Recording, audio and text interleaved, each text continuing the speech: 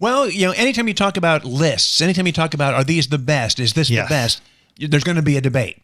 And we're going to have a debate on the show today. And then I'll win the debate. That's the way that works. That's not how it works. And it's not, you and I might agree on some of these. It might not even be a situation. But we have a list from our friends at Taste of Country, the best debut country singles of all time. Oh, wow. Their number one, I do not agree with. Okay. Maybe you will. Maybe you will. We'll find out in a little bit.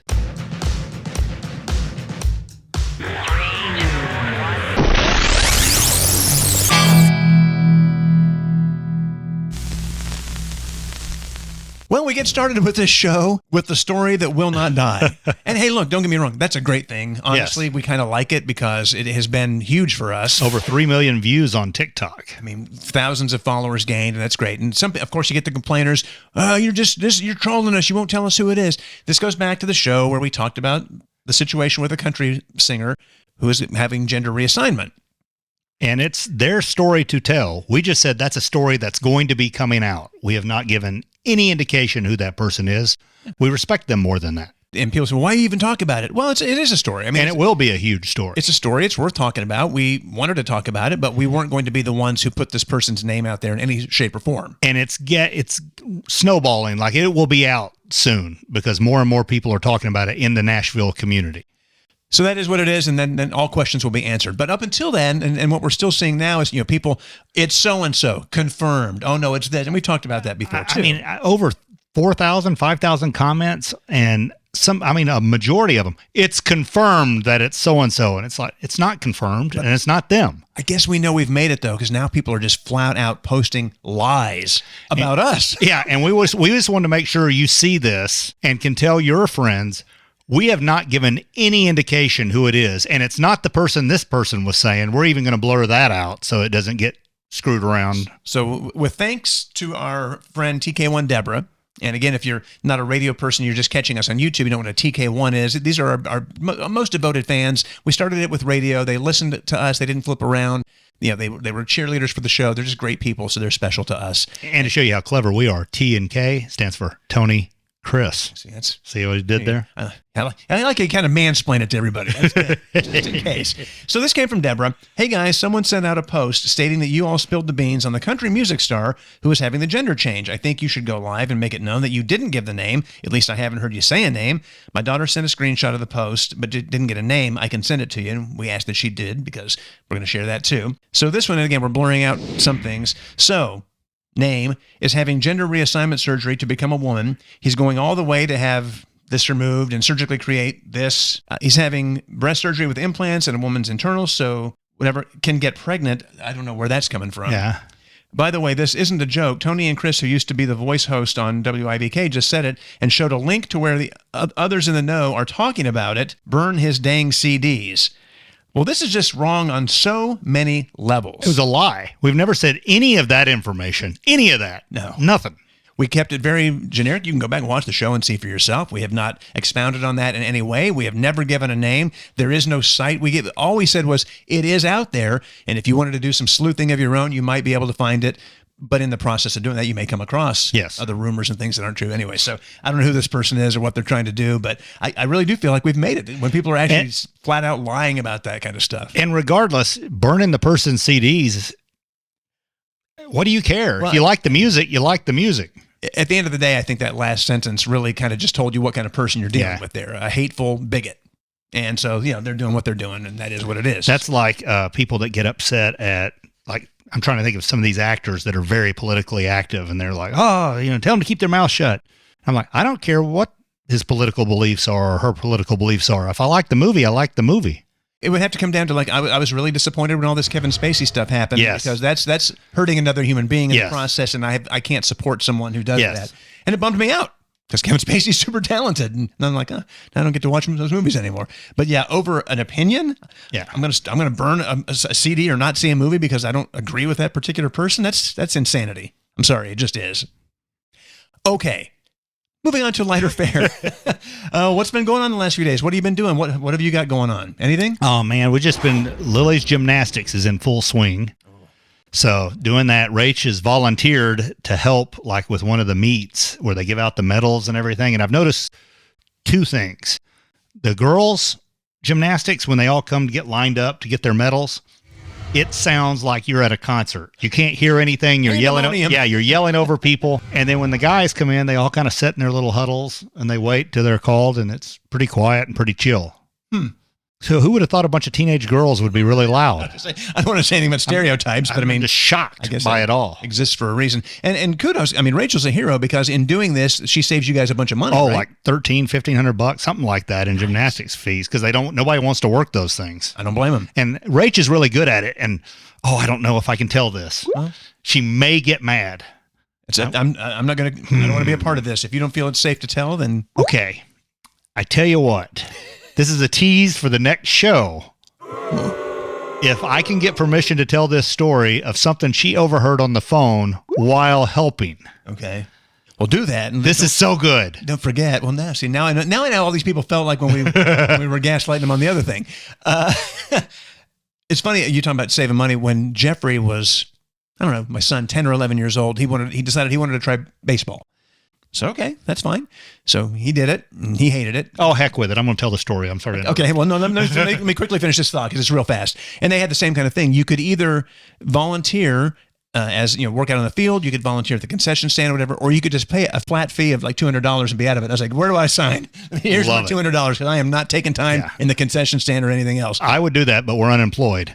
Yeah, well, donations accepted. I was going to say, those were the good old days when I had a job that really paid well. Yeah. So okay, here's what happened. Just to heck with it. Because it's, so she has an issue where there's parents, questioning the judging and the medals and like, well, what about this? And she's trying to confirm like which team's getting the right banner because she wants to make sure she doesn't give it to someone and then have to go back and go, oh, we gave you the wrong one. That'd be bad. And so she's trying to get a hold of the guy in charge and he's not answering. And she had asked the time before, like, hey, this is not right. This isn't filled out all the way, whatever. And so that was the one time. So this is the second time now she's reached out. Okay. And she's called a lady. And the lady goes, well, let me ask him. And she hears him on the phone go, oh, she's starting to get on my nerves. Oh. And then she goes, well, here, talk to her. And she hands her the phone. And Rachel goes, hi, I'm Rachel. I'm the one getting on your nerves. Good for her. And he immediately goes, oh, no. I wasn't talking about you. Some other person involved in this conversation right now. And what's great is we have a great friend, Jamie, who was like, hey, I've had something happen. And she needed to go to the doctor for something. And she's like, I really think I need I don't know what it was, but some kind of check. Okay. And the text comes back from the doctor. Will you please schedule her this? She's really starting to bug me.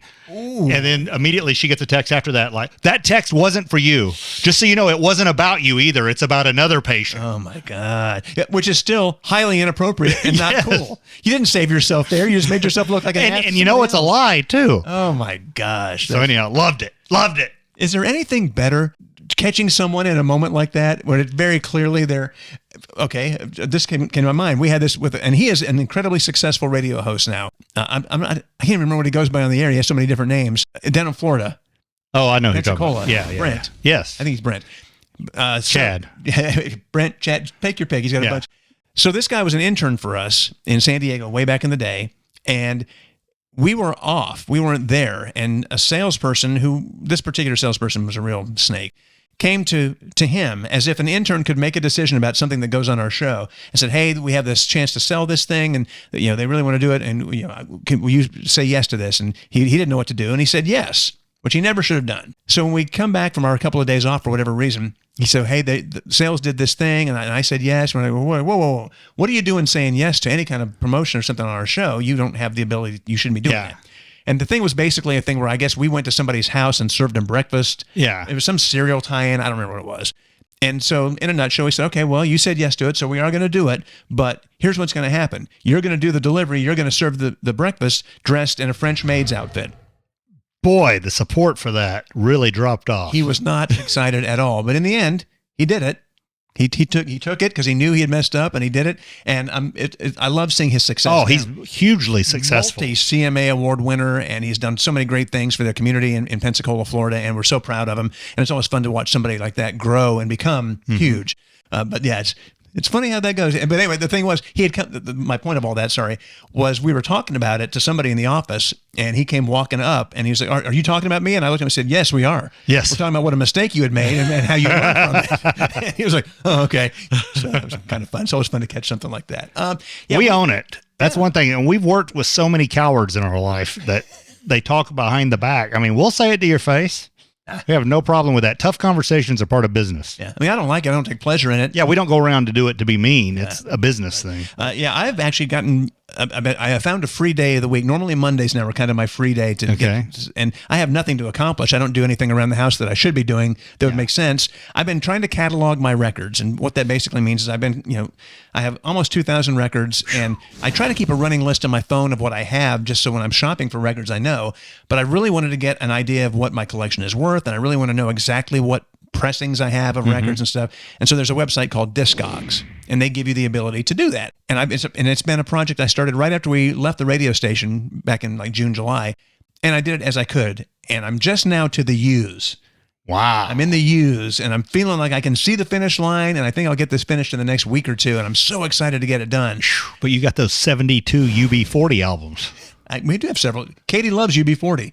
Wow. We have several UB40 albums, but I've discovered stuff I forgot I had, and I have found some things that are worth a crazy amount of money that I didn't know was worth money. So it's been really interesting to do. And what it also can show you, if you're a collector of anything like this, is how much homeowners insurance you have. Is it enough?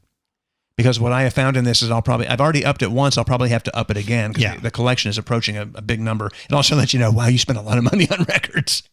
Agree. And you know what is another good thing is video everything valuable in your house and email it to yourself. So there's a digital copy of it too, because insurance, believe it or not, they'll go out of their way to not give you money. I bought some vintage JBL speakers a few years ago, and an older gentleman here in East Tennessee who did some repairs on them for me, got them really nice. He said, make sure you take pictures of these because they don't make these anymore. You can't buy this particular speaker. So if these get lost in a fire, you want to make sure that they replace them with what is the equivalent now. And he said, I'll just tell you, the equivalent now is worth about $6,000. And I was like, I almost want to just burn my house down myself just to get the... Burn to the ground. I guess I can't do that now that I've set it on film. Yeah, now that'd probably come up in court. Okay. We also have seen a couple of really great pieces of entertainment, and you and I have both seen one of them, The Menu. Have you heard about this? Ray Fiennes and many other faces you will recognize, not necessarily names, but I mean, Judith Light, when she walked in, I said, is that Judith Light? Yeah. Who's the boss? That was an unexpected piece of casting. And the story of the movie, if you're just joining us, is Rafe, we call him Ralph Fiennes. He's like the chef, and he walks out and he's going over the menu with some patrons of the restaurant, and he starts with the appetizers and kind of reads it to them, and then they can't decide. It's a cheesecake factory, so it takes about 3 hours. Yeah, it's a long thing. Can you imagine? God, no. It is, for my money, and just an opinion, I believe it's one of the most brilliant pieces of filmmaking I've seen in a long time. It is well written, well acted. The story is original. So when people say there's nothing original coming out of Hollywood, yes, there is. Just not everybody sees it necessarily. Yeah. But you are going to, if you watch this film, you are going to have moments where you go, no, surely this isn't happening. Surely they're not about to do this. And it's incredible. I can't say enough good things about it. It's oddly unique and mesmerizing. Yeah. That's what I would say. I just, when it was over, I just couldn't stop thinking about it. It really, and for me, that's a great sign of good entertainment, is when you really, it just won't leave your mind. Mm-hmm. And man, I'm not saying you'll love it, but I'm saying I loved it. I think if you like White Lotus, you'll love The Menu. It's an esoteric kind of thing. Don't use words I don't know what they mean. It's off the beaten path. Okay. But if you have HBO, I think it's free on HBO Max right now. I shouldn't say free, you're paying for that, but I mean, it's on the platform, or you can rent it on other platforms. Okay. Great movie. Another one, and this is one we've talked about for a while. The first time we heard of it was when they announced the Golden Globe nominations, and we had no clue what it was. But it's The Banshees of Inisherin. And I finally watched it the other night. Okay. Because I think it's also available on HBO, and it's Brendan Gleeson and Colin Farrell, and then a couple of other faces you might recognize, but it's mostly, a cast from Ireland. I thought this movie was incredible. What's it about? I think I've said it before. It's a very simple premise. Brendan Gleeson's character, Colin Farrell's character, have been close friends on this tiny little island off the shores of the mainland of Ireland.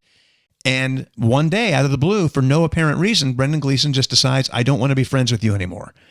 And I don't want you to talk to me. and I don't want you to. And from there, everything just kind of escalates, so it's being labeled as a comedy, just won Best Comedy Musical. I would not go into this with the idea that you're going to get belly laughs. It's a laugh a minute. It's a real barrel of laughs. Oh, because it's dark. It has got some real dark stuff as well. Okay. You will get some laughs. There's some very funny things in it, but at the end of the day, it is just a character study and an acting clinic. Not only for Colin Farrell and Brendan Gleeson, but the young lady, I don't know her name, who plays Colin Farrell's sister. She's great too. Okay. I recommend it if you like movies like this. I mean, it is kind of a foreign film. The accents are very thick.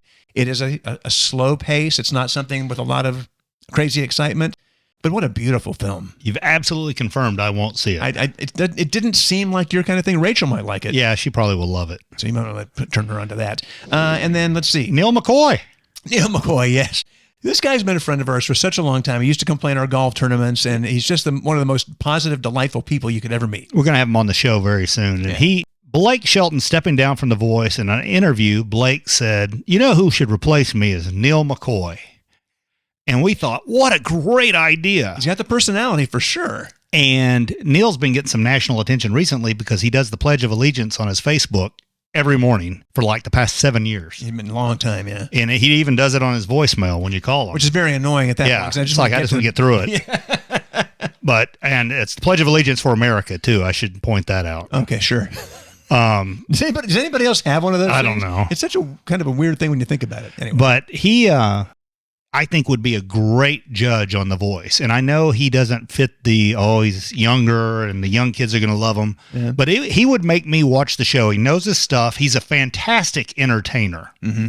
I mean, he is an entertainer. And we always said for years he got robbed on Entertainer of the Year awards because he didn't necessarily play instruments. But he's funny. He can own a stage and own a room, and he can sing. And anyway, we made a meme and posted it, and Neil reposted it, and it has gone viral. And we ask you to go on our socials and get it and post it and tag The Voice on it. Facebook type viral, not like TikTok, 3 million views viral. No. But I mean, thousands of shares, which is awesome. And it's kind of what we wanted to do. Just put his name back out there again and remind people how great he is. Because if he could get just a portion on that show, even if he was just a temp or something and stepped in, I think they would realize this guy's really good and talented. Or he'd just come in as like do they still have like the guest coaches or the guest mentors or whatever or something like that? But if you haven't seen that yet, if you could check out our Facebook, Tony and Kris, you can share it there. And I think is it on TikTok as well? Yes. Okay, so a couple places you can check that out. And then one other thing, we got a few new shows that have come out. I haven't watched this one yet, The Last of Us. I'm hearing that it's a video game remade or something, which scares me. It's based on a video game, and I think you get the video game people on those things to come watch it because they either want to love it or they want to tear it apart for being everything they didn't want it to be. And from everything I've read so far, and it's only been a few days, it's great. Okay, to me, it looks like it wants to be The Walking Dead. Well, I mean, it is a post-apocalyptic kind of thing. I mean, and there's 100 of those kind of films, so I'm not sure what makes this special yet. Again, I haven't watched it, but I'm going to, and I'm excited to see what it's all about. And then on the other side of that coin is the new Velma show. I think is that the Scooby-Doo spinoff thing? Yeah. Not interested. It is getting ripped apart, and I don't even know why because I haven't watched it. I probably won't watch it, so I don't know what is so terrible about it. But boy, it's got people mad. Well, I'll tell you a couple of things about it, and I haven't seen this particular version, but I got off Scooby-Doo when they brought in Scrappy. Oh, sure, back in the day. Yeah, like cousin Oliver or whatever. So okay, we don't need Scrappy, and then also, because we have some dear friends, John and Holly at Home Marketing Group in East Tennessee, that are realtors.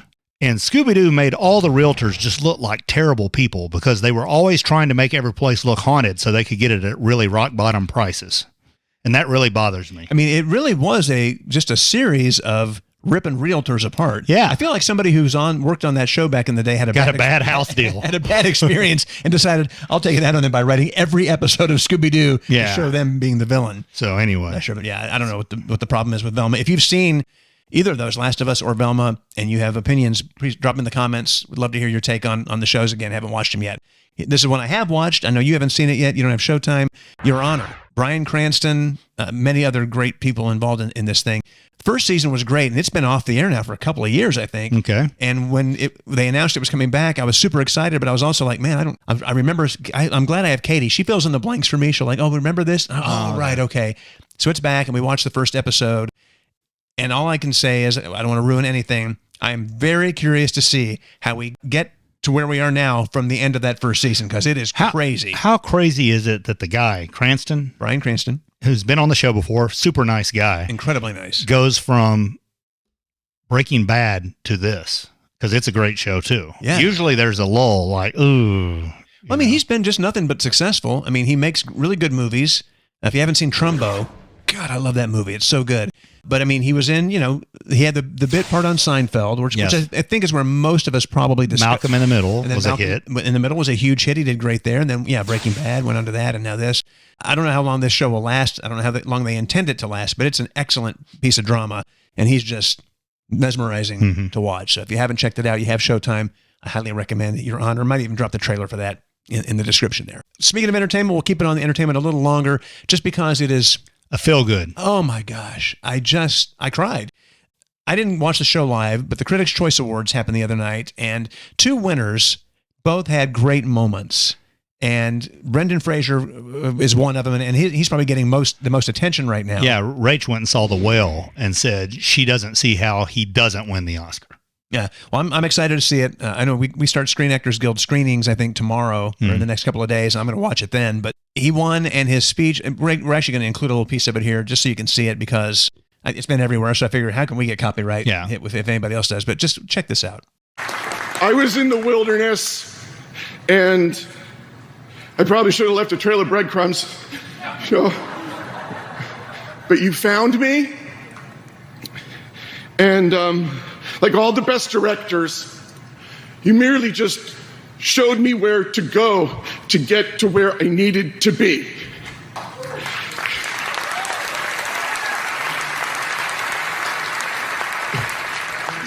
If you, like a guy like Charlie, who I played in this movie, in any way struggle with obesity, or you just feel like you're in a dark sea, I want you to know that if you too can have the strength to just get to your feet and go to the light, good things will happen.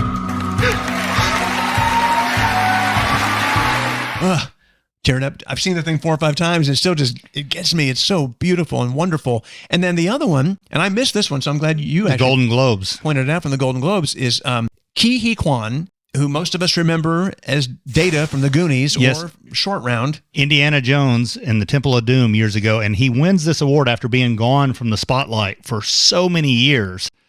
And his speech, and Steven Spielberg, who gave him the shot, in Goonies and Indiana Jones, was sitting right there. And it was just, Man.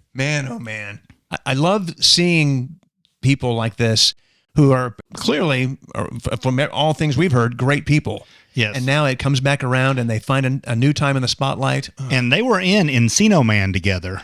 And I guess I saw them on an interview, and they were talking about how they were tearing up because Brendan saw him and ran up to him and hugged him and then looked at him and said, "We're both still here."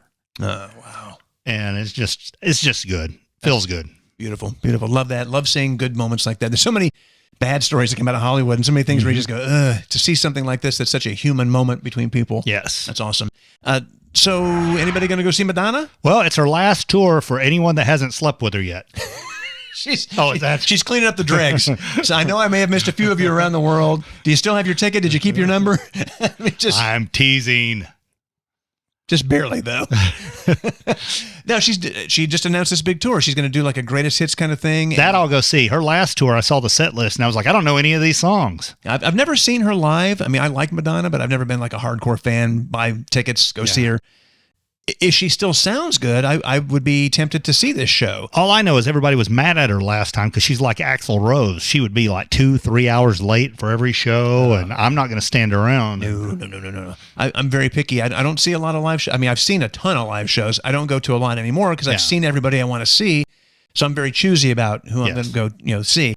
And if Katie wants to see somebody that she hasn't in country, I'll take her to that or whatever. But I'll be curious. I guess this is one of those, if it comes close enough to wherever we are and Katie wants to go, we might go check it out. Yes. I need her to sound good because I don't want to waste it, because these tickets aren't going to be cheap, and I don't want it to be a situation where you go in and spend a bunch of money and like, they lost their voice. That's one nice thing. Like the Eagles are coming back around again. We saw them on the Hell Freezes Over tour. And they'll never sound better than they did on that tour. And it just was unbelievable. I mean, this is all the guys. And yeah, we paid at that time a pretty good price, but it was worth every penny. It was they sounded great. It was a Southern California night, 72 degrees. I mean, it was perfect. Outside on the floor at Qualcomm Stadium. And I mean, I was sunburned badly. Yeah. But that was just from us getting drunk by the pool all day. It happens. Man, what a show. So anyway, if Madonna sounds good, I'd be curious to go out and check out that show. Now let's get to it. When somebody releases a record, sometimes they get lucky, and it's just out of the gate. Out of the gate, it's a classic. It's a debut single. That's you have a pressure on yourself at that point to say, how am I going to top the success of this song? But it's real.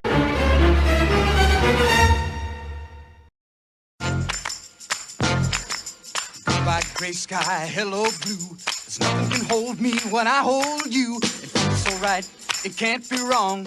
Rockin' and rollin' all week long. These days are right.